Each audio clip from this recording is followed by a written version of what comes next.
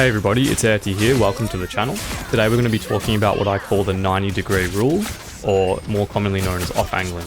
So the objective of off-angling is to draw out attention in a consistent and safe way, so you can draw out resources from the enemy team, whether it's just them shooting at you, or using cooldowns, defensive cooldowns like Magneto Shield, Loki Shift, Cloak and Dagger Bubble, things like that. And we're just essentially going to talk about how we do that in a game, and what the benefit is for your team.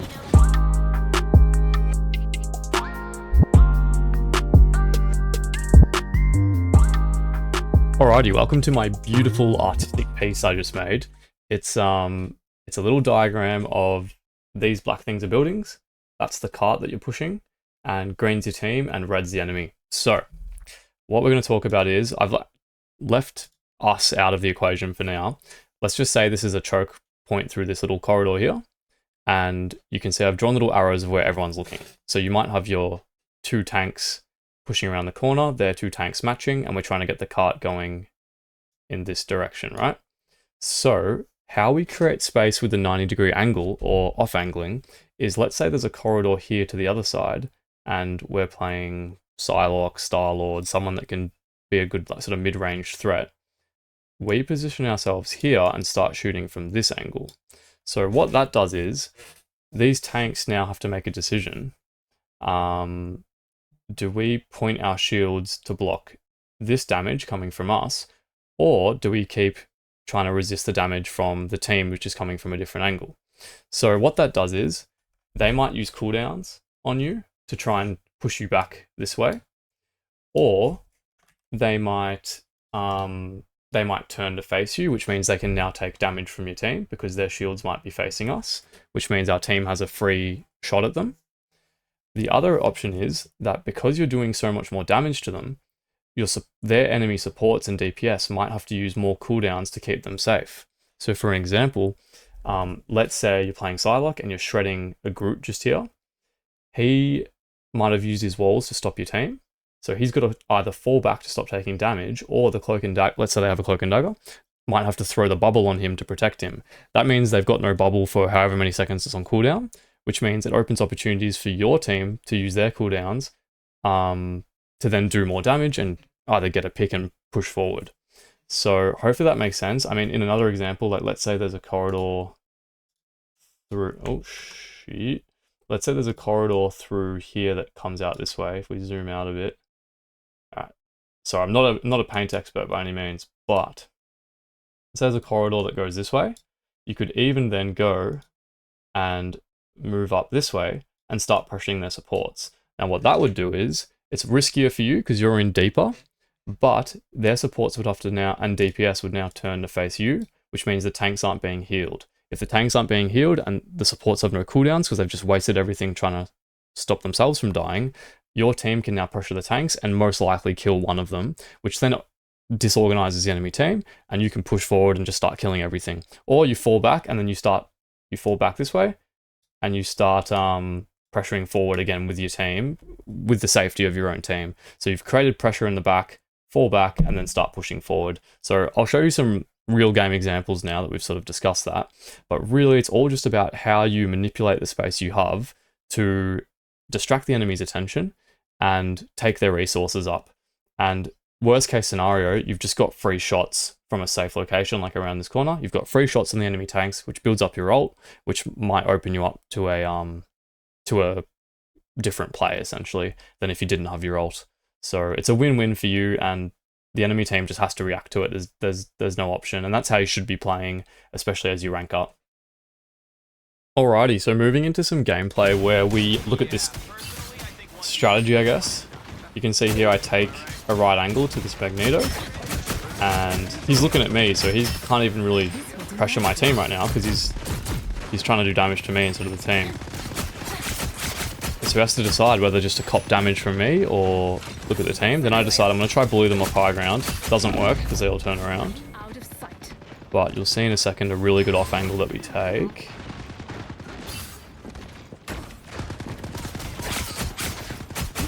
So Punisher gets off high ground, we assassinate him.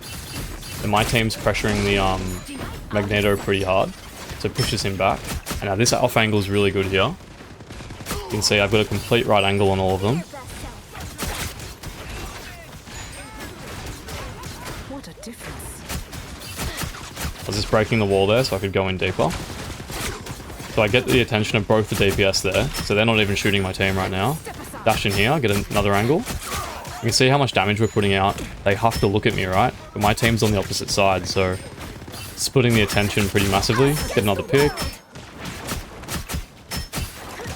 And just off that, we've won the fight. Didn't do anything fancy, didn't even have to aim well. Literally just split their attention.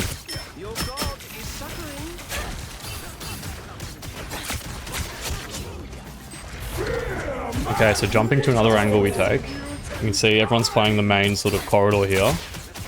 And yeah, we kill the storm and we take this off angle. So they've got to look to the left if they want to stop me from shooting them. Take another angle here. Shooting the Magneto from behind. Build up ult. And then we can flank from that position and kill everything. So yeah, another example of how you can sort of wrap around the team and split the attention. Alrighty, on to the next point. Let's see what we decide to do. If we take a really aggressive off angle here, let's see what we get from it. So they're all looking down main. One shot the Hawkeye. Storm wants some beef. And we get her too. So that's already 2 kills. And my team gets so much space there, so they push all the way up into this chokehold now. Alright. Let's see what we do. So we play here because we can shoot from the side but still get healed by the healers. A little bit too aggressive there. Alright, so we take a more aggressive angle now. See if we can get anything. So Rocket's not healing anymore, he's looking at me. And Storm's looking at me too. I think we do die here. So 2 people just chasing me around. And we do end up dying, but theoretically my team should have been able to take space there. Alrighty, on to another game. You can see here, we're actually flanking behind the team. I don't actually know what happens, but let's see. So, we've got 2 people looking at me. 3 people looking at me, actually. Probably die here. Oh, so we get a kill on the Psylocke, and the Black Panther's still chasing me. So I'm occupying 2 of them, which gives my team a lot of space.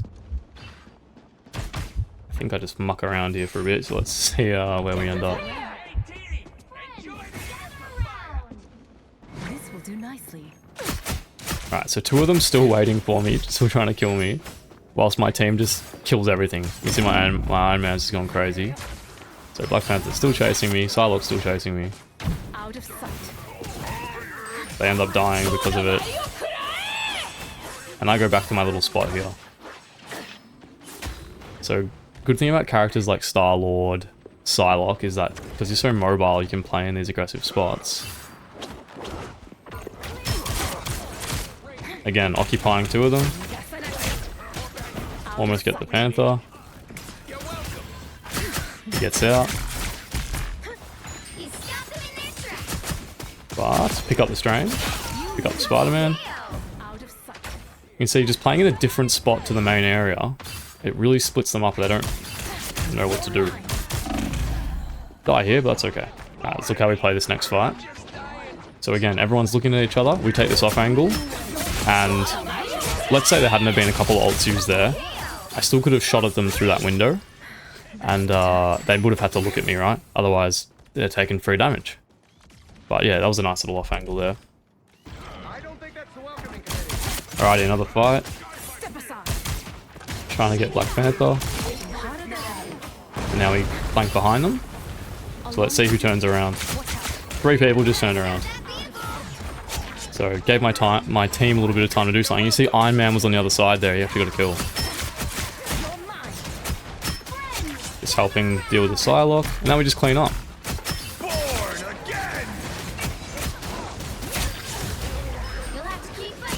Yeah, obviously this is a bit more of a messy fight, but just by having 3 people turn around, let my Iron Man press up, and he killed everything.